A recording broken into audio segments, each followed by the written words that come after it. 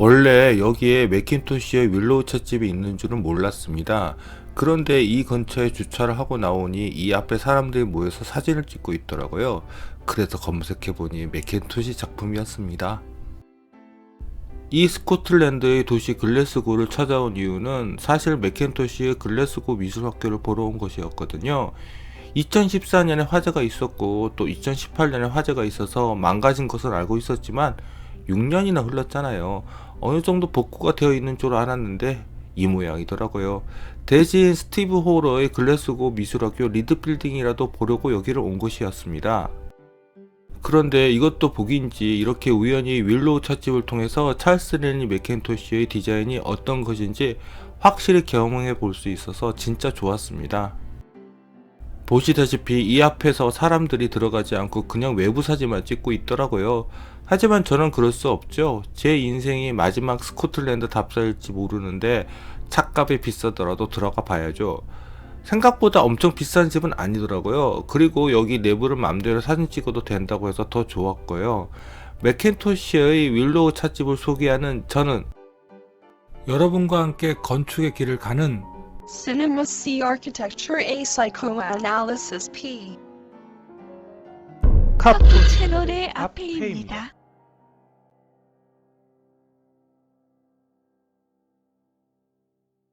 윌로우 찻집은 스코틀랜드에서 가장 큰 도시인 글래스고 시내에 위치하고 있습니다. 저는 이날 에딘버러에서 출발해서 글래스고까지 왔는데 1시간 정도 걸린 것 같습니다. 자, 구글 스트리트 뷰로 한번 볼까요? 여기는 마치 명동 같은 중심 거리인데요. 바로 저기에 윌로우 찻집이 있습니다.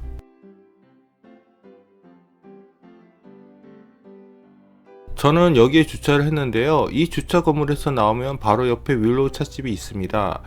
그런데 구글 맵에서는 또 다른 윌로우 찻집이 보이더라고요. 제가 소개한 곳은 맥킨토시가 디자인했다고 해서 맥킨토시 앳 더 윌로우라고 구글 맵에서 따로 표기되어 있습니다.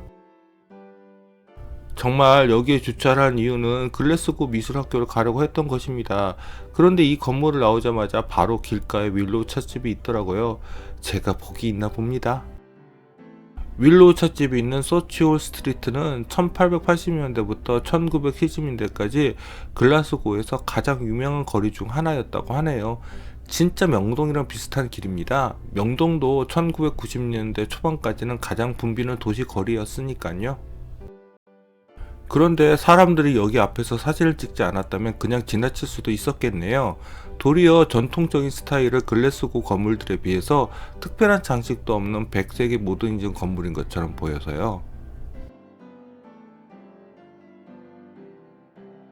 2018년 맥킨토시가 디자인한 대로 윌로우 찻집이 복원되었다고 하네요.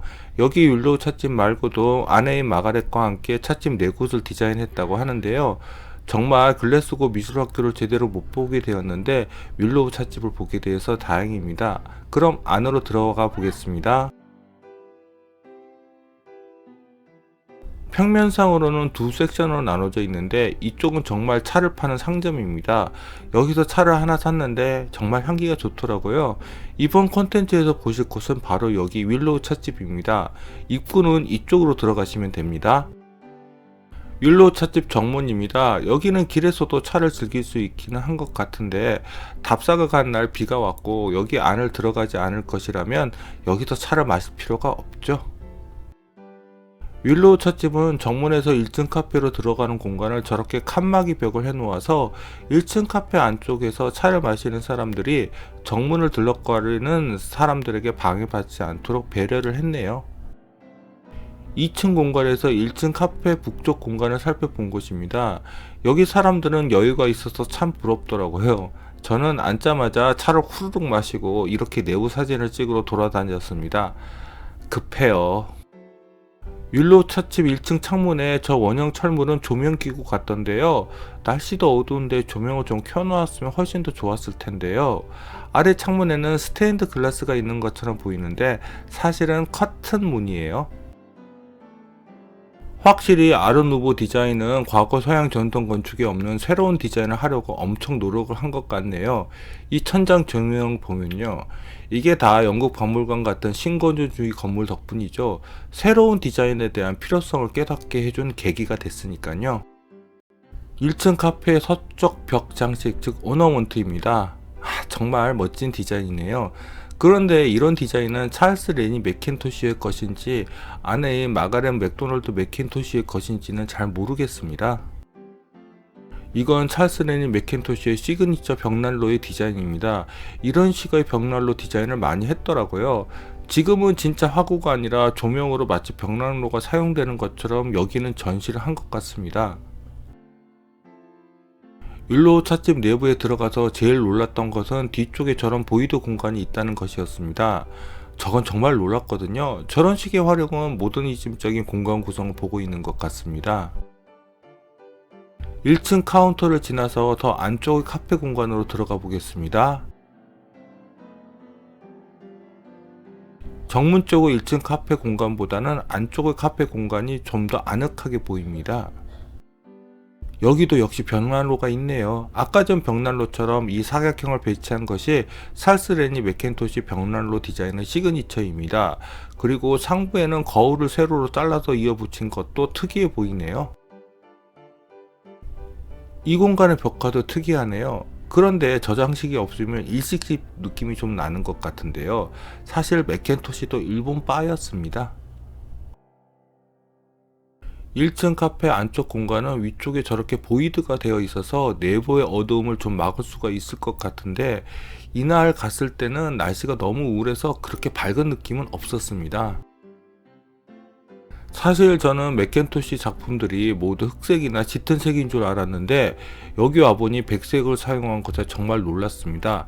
역시 사전조사 부족인가요? 2층을 올라가기 전에 먼저 지하를 잠깐 내려가 보겠습니다. 지하와 2층으로 올라가는 계단은 여기입니다.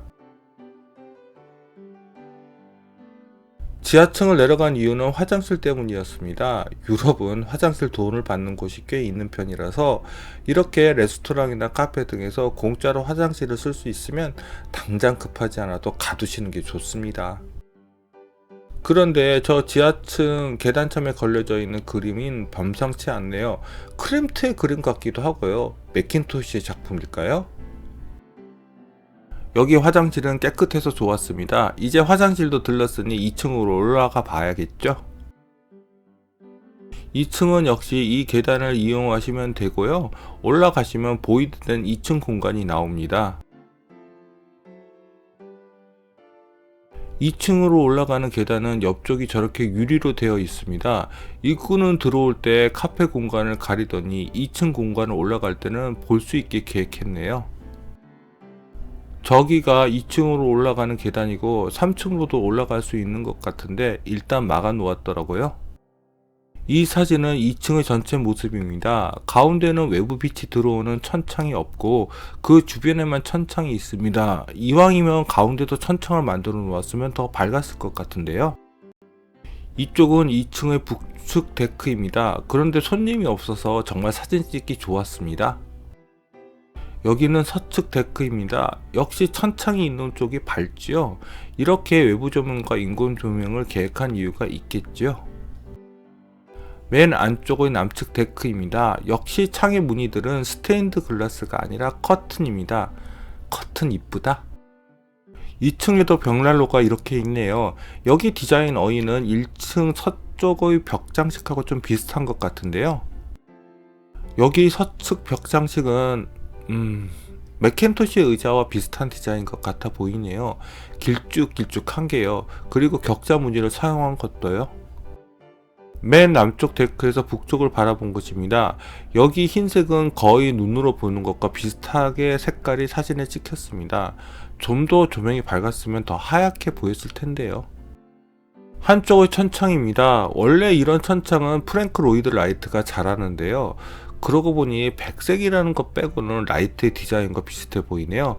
역시 라이트도 일본 빨아서 그런가? 2층 보이드 공간을 바라본 것입니다. 앞에서도 말씀드린 것처럼 윌로우 찻집 바로 옆에 차 상점이 있습니다. 그런데 거기까지 맥킨토시 손길이 닿은 줄은 몰랐습니다. 공간도 이면도 평범해 보였거든요. 그래서 사진을 안 찍어 두었네요.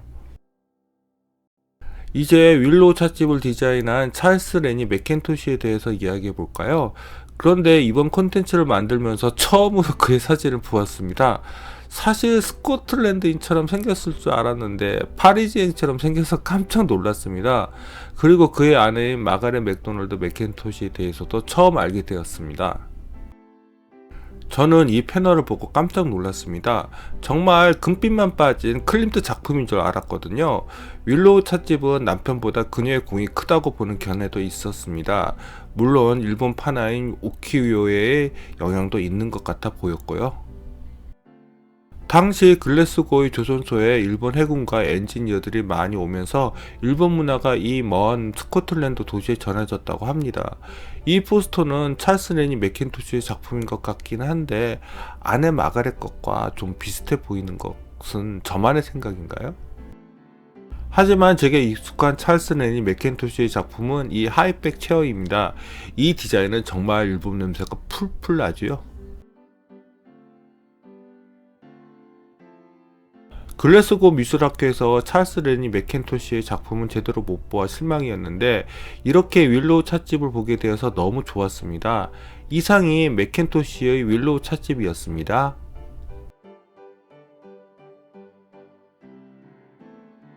글라스고는 하루, 그것도 반나절도 머물지 않았는데 엄청 많이 돌아다녔네요. 여기 생각보다 유명한 건축가의 작품이 많더라고요. 먼저 볼 작품은 자하디드의 리버사이드 뮤지엄입니다. 글래스고 미술학교를 보고 불이 났게 갔는데 갔을 때 이미 문이 닫혀 있더라고요. 또 비가 내리기 시작해서 좀 짜증이 났습니다. 리버사이드 뮤지엄 앞쪽에는 문화가 있는데 저렇게 돛담배도 전시해 놓고 있더라고요. 그런데 내부 사진을 찾아보니 생각보다 멋지네요. 차라리 글래스고 미술학교를 제끼고 여길 갈 거 그랬나? 잘 모르겠네요. 리버사이드 뮤지엄에서 강을 따라서 마치 시드니 오페라 하우스 같은 건물이 보이더라고요. 그래서 급하게 검색해보니 노먼 포스터의 작품으로 SEC 아마딜리오라고 하네요. 그리고 그 옆에는 OBO 하이드로라는 실내 경기장이 있습니다. 이 역시도 포스터의 작품이라고 합니다. 그런데 모양이 아마딜리오를 닮아서 이름도 SEC 아마딜리오라고 하는 거 보죠. 여기는 대강당인가 봅니다. 외부에 비해서 내부는 좀 평범하게 보이지 않나요? 물론 들어가 보지 못해서 모르겠습니다. 그리고 그 옆에 있는 OBO 하이드로는 경기장이더라고요. 물론 여기도 늦게 가서 안에는 못 들어갔습니다. 여기 내부는 인상적이네요. 실내 경기장보다는 콘서트장으로 더 쓰기 좋아 보이네요. 원래는 윌로우 찻집하고 글래스고 미술학교를 하나의 컨텐츠로 만들려고 했는데 만들다 보니 분량이 늘어서 따로 만들기로 했습니다. 그럼 구독과 좋아요 부탁드리며 이상 카프 채널의 아페이였습니다.